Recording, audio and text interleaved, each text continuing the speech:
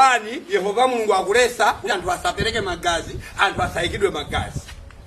2 akulesa kuti anthu asadulidwe chipatala chikuti cheni mukadulidwe. Haleluya. Nambala 3 Baibulo limene lili buku lobadulika limalesa kupha. 1 kupha kuli magawo pa malamulo a Mulungu. Pa Exodus 20 pa lamulo lusaphe verse 14 pali mawu tawerenga. Malamulo 10 ya Mulungu. Werengani. Usape. Malamulo 10 ya Mulungu pali lamulo loti usape. Ndiye panopa anthu ambiri akupha. Inu mukakhala mazulo kuyamba kumvera radio yanu pakumabwera bungwe ili lonyasa kwambiri limene kumalengeza ife ndipo osogola timaziwa kuchosa mimba, ife ndo osogola timachosa mimba mwa ukadaulo. Kuoneka ngati kuti kuchosa mimba ko ndi chinthu china chake chawamba. Wina aliyense amene angachose mimba ndiye kuti ameneyo mulandu wake ndi wokupha. Choncho. Haleluya. Amen. Iziru ni ntchito za chipatala umene uli mpingo wa Moleki. Haleluya. Amen. Ndifuna ningolowa m'mabuku ena pang'ono muone kuti kodi kuyitanira kumene amayitanira kuti kodi ndi osogola amaziwa kuchosa mimba, akachosa mimba azo amatani nazo. Haleluya. Amen. Mabwesa buku la mpando wa Nsanje.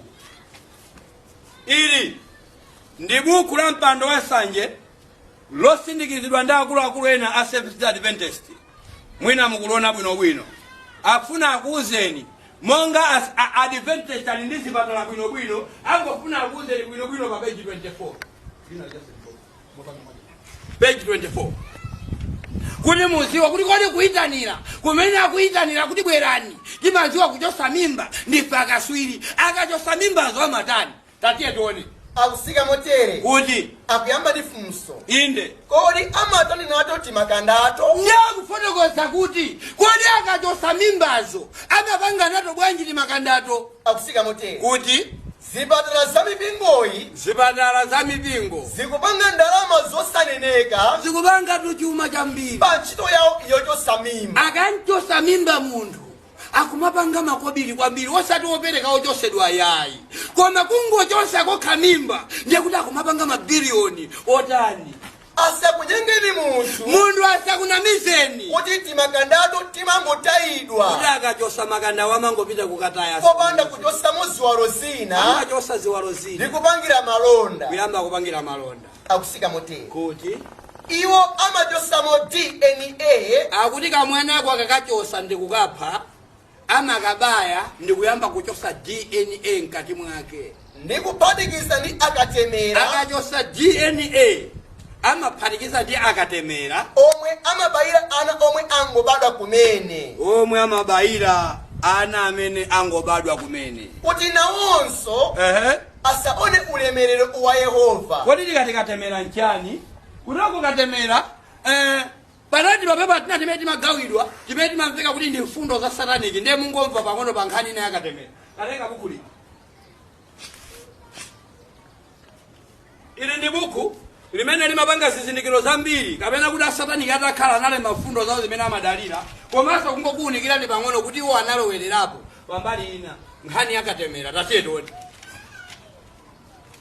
Ikufotokoza motere kuti kubaya anthu Jacksoni, anthu akamabayidwa Jacksoni wotira tizirombo monga ngati katemera Jackson amakhala kuti akubaya anthu Jackson amene ali ndi tizirombo tochokera ku nyama zosiyanasiyana. Amabaya Jackson amene muli tizirombo tochokera ku nyama zosiyanasiyana monga tankango, tizirombo ta mkango, fisi, tizirombo ta afisi, galu, tizirombo ta galu, kambuku, tizirombo ta kambuku, nkhumba. tizirombo ta nkhumba. Izi amachita izi kuti munthu azikhala ndi makhalidwe ngati nyamazo, azikhala ndi makhalidwe ofanana ndi nyamazo. Tikamanena kuti katemera nkhani yake ndi katemera mumvese chinthu bwino. Nkhani tikamanena kuti katemera mwafuse ena aliwonse kakuti azipatala kakuti achani mwafuse akuwuzani kuti katemera amatenga matenda. Munthu kanali ndi chikuku kumubaya kutenga magazi yake ya chikukuwo ndikuwathira poison, atathira poison nkumanena kuti matendawo afa, ndiye amatenga matenda aja ndikumaka mbaya munthu amene alibe matenda akale. cholinga akuti asilikali anthupi azuke, nthenda ikamaza bwera izangoziwika kuti unabwera kale muno tithana nawe, akuti amene ndiye katemera. Ndiye akufotokoza kuti akachosa DNA mwa mwana uyu amene wachosedwa potaya mimba, amatenga zimene zija ndikumakabalira ana amene angobadwa kumene kuti anawo ajeretu maliro, akhale olusa, amweretu mapoizoni, ana akumwa mapoizoni. Ndiye tindi pepala lina limene anthu amapanga katemera posachedwa apa amagawa, ndiye akambapo pamene popo bwinobwino pepala ili amagawa okha. Ndiye akuzeni mfundo ina pamene papa, kutoko pali mfundo ina. Buku ili katemera wake ndi wachaka chomwechi, tawereka pang'ono akuti chani tiwerenge.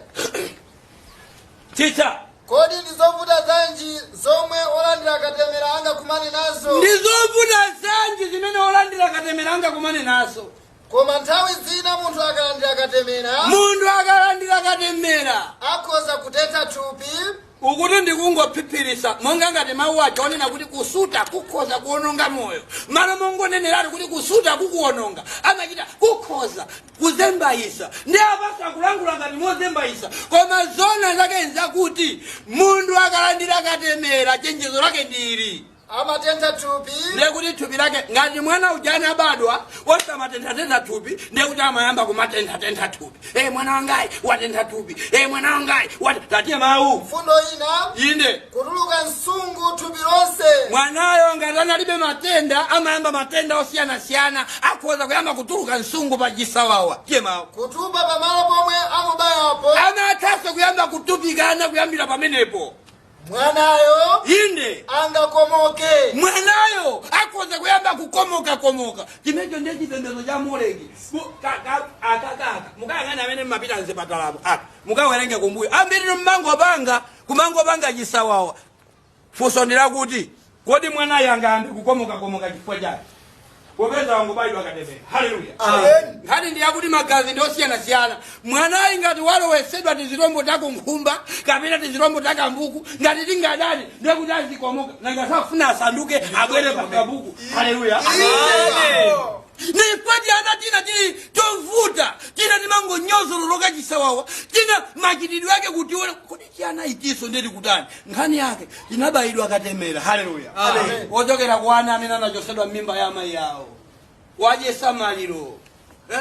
Chipatala chimenechi akakhala asing'anga achikudawa tsopano amatiphunzitsa ti ana ufiti tili ling'ono, ukapezeka mwana kakang'ono kali mmanja akayikira chithumwa pakhosi, iwe uganiza kuti nchachani. Ndi network yoti azikatenga usiku lukamene.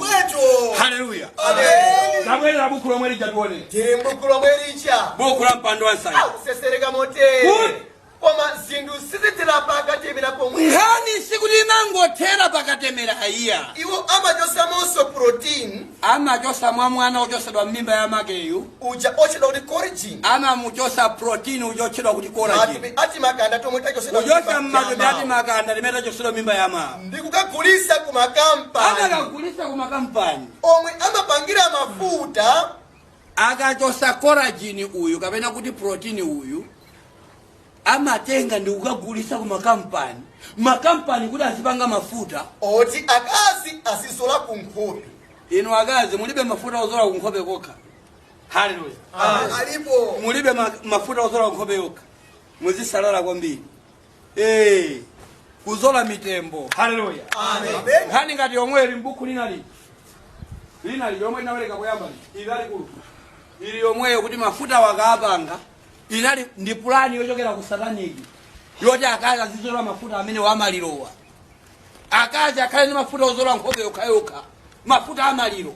Sikuti izi ndi Yehova Mulungu amene akufuna, chifukwa Yehova adalesa kuti usaphe, usachose mimba. Ndiye chipembedzo cha Moleki chabwera chikulengeza aliyense akuona kupita ku chipatala nkwabwino, kupita kwa sing'anga nkwabwino. Chipembedzo cha Moleki ndiye zotsatira zake chikuti chani? akusika motero. Inde ku Burkina Faso inde sarana mwini anakhala mtsogoleri anakhala mtsogoleri pa msonkhano wake amene ofuna adawupanga kufokesera akhristu woti akhristu afoke achizimayi. ichi chinali chaka cha 1982 sitsa malemba pa msonkhanowo inde anakambirana zoti azika madredi oyika mutu anakambirana kuti akazi ayambe kuluka madredi afika motero inde wopanda chifukwa pakati pa akhristu inde achizimayi kuti aziyafokesera azimayi azifoka tiye mawu anapanganso mafuta adapanganso mafuta okuti azimayi azizola ku nkhope azimayi azizola nkhope yokha asamafike m'mikono cholinga mkazi akazola mafutawo asamakhazikike pakhomo palibe mkazi amene angazole mafutawo awa ndi kungokhala pakhomo mapepelera moto kulibe koma kuti aziyendayenda ku misewu azingoyendayenda ku ndi misewu kuzionesera kwa amuna cholinga azionesere kwa amuna mafutawo akachepa mphamvu azibwereranso nduluka zola loko akazi ambiri amene mukuona kuyendayenda misewu ali ndi zikwama muli mafuta magalasi ndi zina zotero